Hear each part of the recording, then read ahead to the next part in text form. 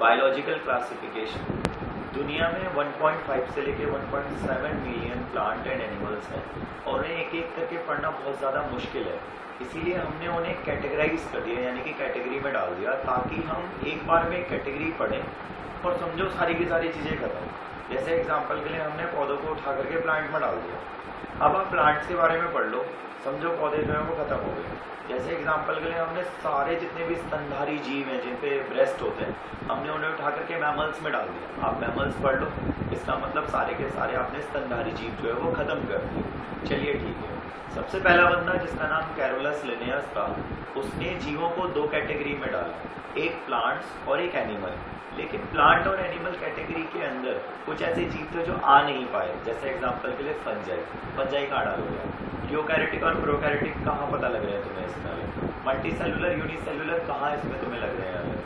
इसीलिए ये तरीका चल नहीं पाया। तो फिर एक आर.एच. विटेकर नाम का साइंटिस्ट आया जिसने 5 अलग अलग किंगडम्स बना दिए। पहला मोनेरा, जिसमें सारे बैक्टीरिया डाले जो कि प्रोकैरियोटिक यूनिसेलुलर होते हैं।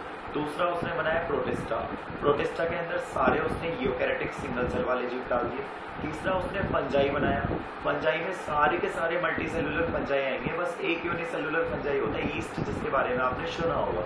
और एक प्लांटेई बनाया उसने जिसमें सारे के सारे प्लांट्स आ गए, और एनिमिलिया बनाया जिसमें सारे के सारे एनिमल्स आ गए। तो अब आप देख रहे हैं कि हम प्रोकैरियोटिक को मोनेरा में, बाकी चारों जो बच गए आपके प्रोटिस्टा, फंजाई, प्लांटे और एनिमिलिया, इनके अंदर हमने यूकैरियोटिक डाल दिया। आपने ये भी देखा कि हमने यूनिसेलुलर्स को डाला हुआ है किसके अंदर? मोनेरा के अंदर, प्रोटिस्टा के अंदर, और हमने मल्टी सेलुलर को फंजाई में, प्लांटे और एनिमिलिया में डाला हुआ है। तो हमारी प्रॉब्लम थोड़ी सॉर्ट आउट हो गई। चलिए ठीक है। एरिस्टोटल नाम का एक साइंटिस्ट था जिसने पौधों को 3 कैटेगरी में बांट दिया, ट्रीज, हर्ब्स और शर्ब्स। और उसने एनिमल्स को भी 2 कैटेगरी में बांट दिया, एक जिन पे रेड ब्लड सेल होते हैं और एक जानवर जिन पे रेड ब्लड सेल नहीं होते। आगे डिस्कशन करते हैं। एनसीईआरटी पेज नंबर 18 आपको ये बात कहता है कि मोनेरा के अंदर दुनिया के सारे बैक्टीरिया आते हैं। एक मुट्ठी भर मिट्टी के अंदर कहीं 100 की तादाद में बैक्टीरिया पाए जाते हैं। बैक्टीरिया हर जगह पाए जाते हैं। मोनेरा 2 तरह के होते हैं, एक आर्के बैक्टीरिया और एक यो बैक्टीरिया, जिनको हम ट्रू बैक्टीरिया भी कहते हैं। आर्के बैक्टीरिया ऐसे बैक्टीरिया हैं जो कि आप ये मान लीजिए जी वो खतरों के खिलाड़ी हैं।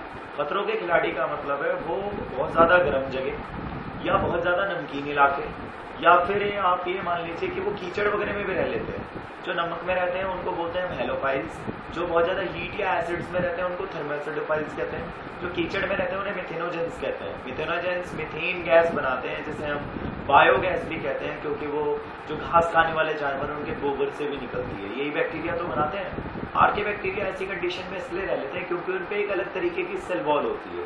आगे डिस्कशन करते हैं हम लोग। इसके अलावा यो बैक्टीरिया ट्रू बैक्टीरिया होते हैं। इसके अंदर ये 2 तरह के होते हैं, फोटोसिंथेटिक जो फोटोसिंथेसिस करते हैं, और एक कीमो ऑटोट्रॉफ होते हैं भाई, जो केमिकल्स का ऑक्सीडेशन करेंगे, अपना खुद बनाएंगे। इसके अलावा हेटरोट्रॉफिक बैक्टीरिया भी हैं जो अपने भोजन के लिए दूसरों पे निर्भर रहते हैं। बैक्टीरिया 3 तरीके से रिप्रोडक्शन करता है। जब भी बुरी कंडीशन होती है तो स्पोर बना लेता है, वरना नॉर्मली फ्यूजन करता है। फ्यूजन का मतलब लाइक जैसे अमीबा 1 से 2 में बाइनरी फ्यूजन, उस तरीके से फ्यूजन कर लेगा।